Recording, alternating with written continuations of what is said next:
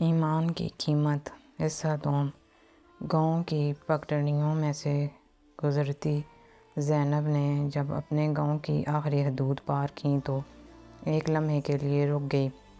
پیچھے پہاڑوں کے بیچ وہ گاؤں دکھائی دے رہا تھا جہاں اس کی عزت، اس کا بچپن، اس کا ایمان سب پر سوال اٹھایا گیا تھا۔ اس نے آسمان کی طرف دیکھا اور آہستہ سے کہا، یا رب، اگر یہ سفر ایمان کی حفاظت کے لیے ہے تو مجھے تنہا نہ چھوڑنا۔ اس کے قدم تھکے ہوئے مگر ارادے مضبوط تھے۔ چند میل دور ایک گاؤں نور آباد تھا۔ زینب وہاں پہنچی تو سورج ڈوب رہا تھا۔ اس نے مسجد کے قریب جھونپڑی دیکھ کر پناہ مانگی۔ امام مسجد مولوی حنیف ایک نیک دل شخص تھے۔ انہوں نے زینب کی بات سنی، چہرہ دیکھا اور بولے، بیٹی، تمہارے چہرے پر سچائی ہے مگر آنکھوں میں دکھ۔ اللہ تمہیں صبر دے۔ یہ جھونپڑی خالی ہے، یہاں ٹھہر جاؤ۔ زینب نے شکریہ ادا کیا۔ وہ وہیں کپڑا سینے کا کام کرنے لگی۔ دن گزرتے گئے مگر دل کے زخم نہیں بھرے۔ وہ رات کو اکثر اپنے باپ کی قبر کو یاد کر کے روتی، ابا، میں نے آپ کا ایمان بچایا مگر دنیا نے میرا چین چھین لیا۔ کچھ ماہ بعد نوید علی خان نور آباد آیا۔ اس نے سنا کہ ایک لڑکی جو کسی زمانے میں چنار پور سے نکالی گئی تھی اب یہاں رہتی ہے۔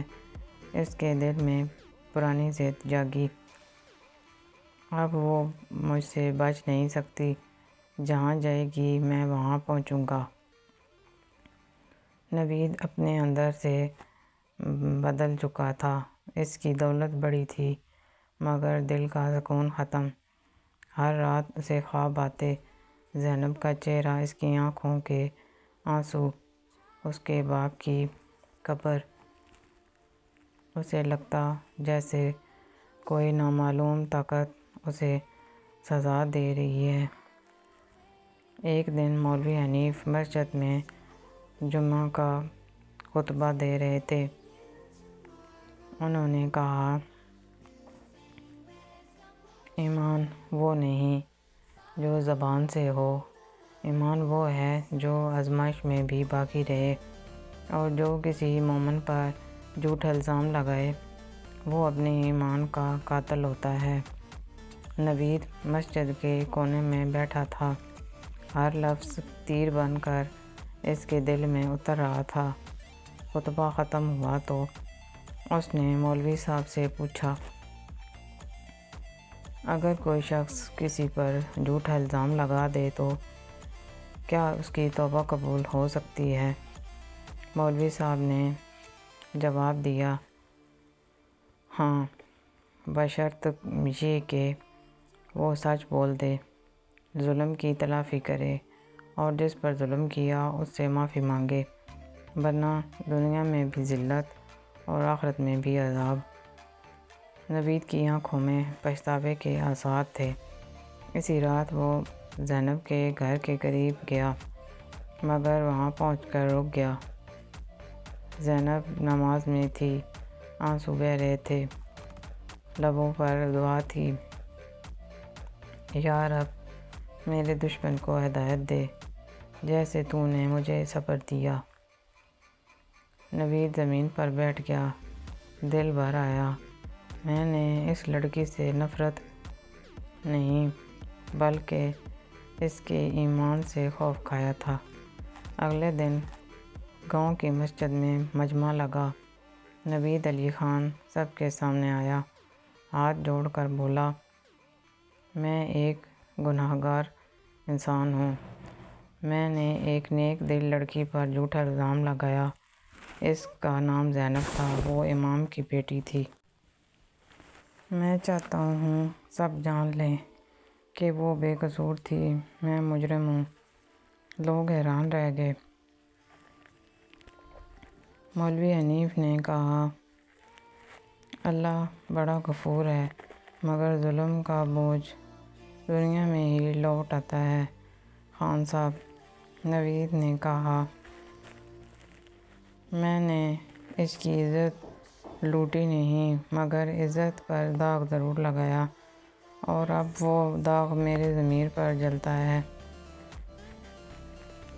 جب زینب کو خبر ملی کہ نوید نے سب کے سامنے سچ مان لیا، وہ چند لمحے کے لیے خاموش رہی۔ پھر اس نے قرآن کھولا، سورۃ النور کی آیت پڑھی، بے شک جو لوگ پاک دامن عورتوں پر تہمت لگاتے ہیں، ان کے لیے دنیا و آخرت میں بڑا عذاب ہے۔ اس نے دل ہی دل میں کہا، اللہ خود میرا انصاف لے آیا، اب مجھے کچھ نہیں چاہیے۔ زینب نے گاؤں چھوڑنے کا فیصلہ کیا۔ اس نے مولوی حنیف سے کہا، میں یہاں امن سے رہی، مگر اب مجھے واپس جانا ہے اپنے باپ کی قبر پہ، تاکہ اسے بتا سکوں کہ اس کی بیٹی نے ایمان بیچا نہیں۔ چند دن بعد زینب دوبارہ چنار پور پہنچی۔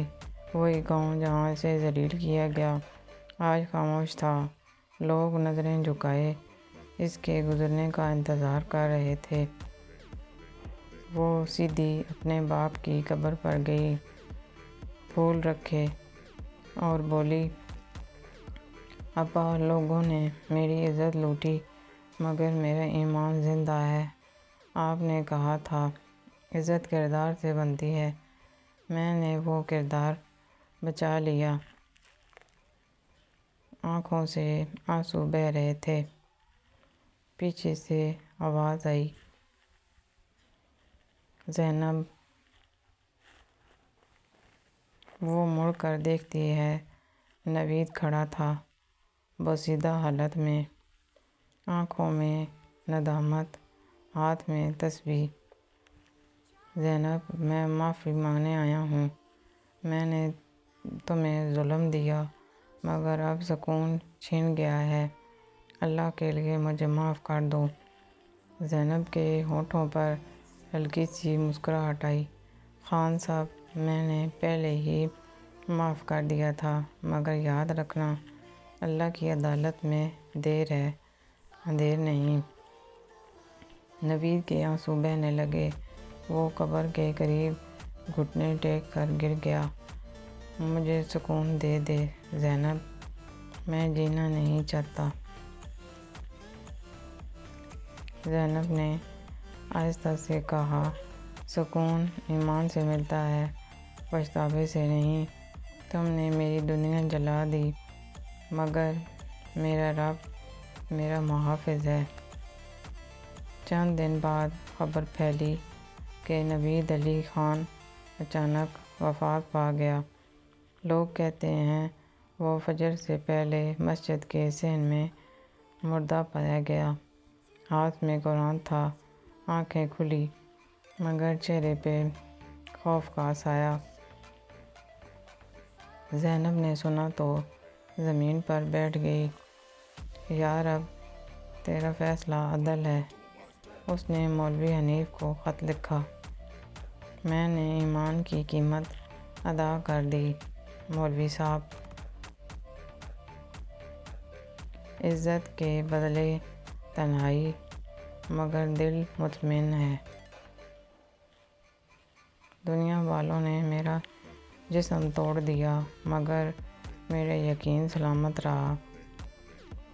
جب لوگ ایمان سے کھیلیں تو میرا قصہ سنا دینا کہ عزت کا سودا کبھی فائدہ نہیں دیتا، اور ایمان کی قیمت ہمیشہ جان سے چکانی پڑتی ہے۔ چند دن بعد زینب کو گاؤں کے لوگوں نے قبرستان میں خاموش پایا۔ اس کے چہرے پر مسکراہٹ تھی، جیسے وہ اپنے رب سے ملنے جا رہی ہو۔ اس کے ہاتھ میں قرآن تھا اور آنکھوں کے نیچے وہی چمک جو ایمان والوں کے حصے میں آتی ہے۔ چنار پور کے لوگ آج بھی کہتے ہیں وہ زینب نہیں تھی، وہ ایمان کی نشانی تھی۔ اس کے باپ کی قبر کے پاس اب 2 قبریں تھیں، ایک عبدالرؤف کی، ایک زینب کی۔ اور لوگ جب گزرتے ہیں تو کہتے ہیں یہ وہ باپ بیٹی ہیں جنہوں نے ایمان بیچا نہیں۔